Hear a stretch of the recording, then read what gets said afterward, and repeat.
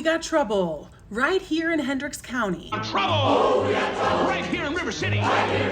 64 votes separates Republican incumbent Becky Cash from Democratic Challenger Tiffany Stoner in the race to represent Indiana's 25th State House District.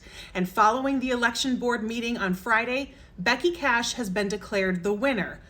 But that was not the only news that came out of that election board meeting. Indiana's 25th district includes both Hendricks and Boone counties. And while Boone County's election process seemed to go off without a hitch, the same cannot be said for Hendricks County. That's why I talk about all the time that there are 92 different election processes in the state of Indiana.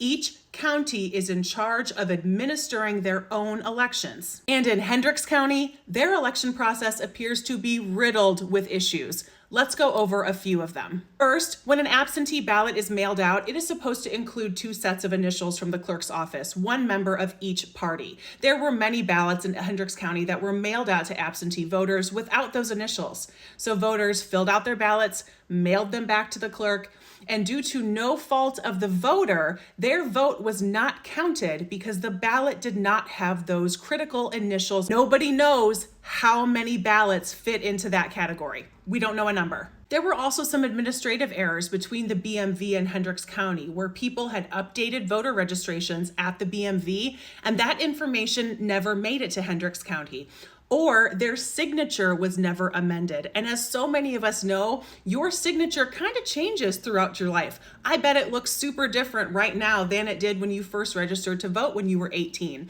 So if your signature wasn't updated and then your signature didn't match your ballot, there's a big chance your ballot wasn't counted. Speaking of signatures, there were several ballots that were determined to have signatures that did not match the voter registration.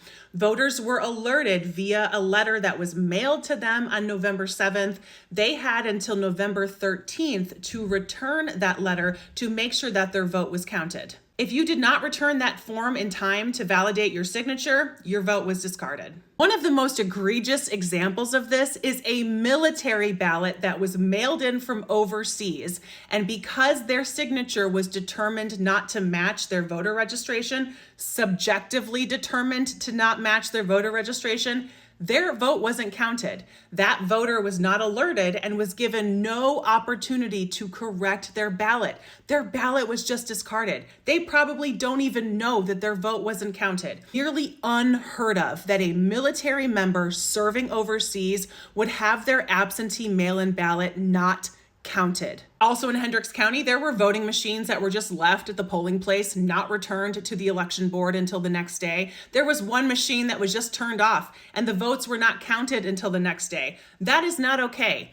And the biggest issue in Hendricks County that was uncovered for the 2024 election, there were no inspectors at early voting locations in Hendricks County. This is huge. Inspectors are supposed to be at every single polling place during polling hours. The inspectors are supposed to be the person that turn on the voting machines. They're the only person that can.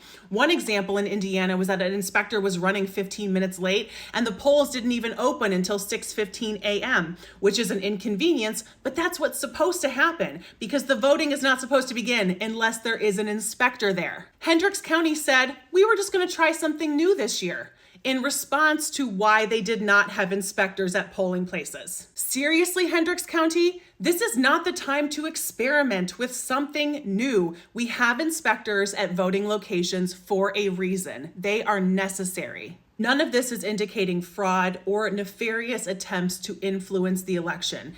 It just looks like a lot of mistakes were made in Hendricks County that need to be corrected. 64 votes separates Tiffany Stoner and Becky Cash, and we don't yet know how many other elections in Hendricks County could have been impacted by these kind of errors. As of right now, it is out of the hands of the candidates. It is up to the Democratic Party of Hendricks County and the Democratic Party of Indiana to decide if they want to appeal these results, contest the results of this election. They have until Friday, November 22nd, this coming Friday, to make that decision. If you're looking for a way to help, We want the media to cover this. Reach out to the Indy Star, Indiana Week in Review, Indiana Capital Chronicle, Politico, and let them know that they should be paying attention to what is going on in Hendricks County. You can also donate to Better Indiana or to the Indiana Democratic Party, because if there will be a recount, that is expensive and funds will be needed to do that.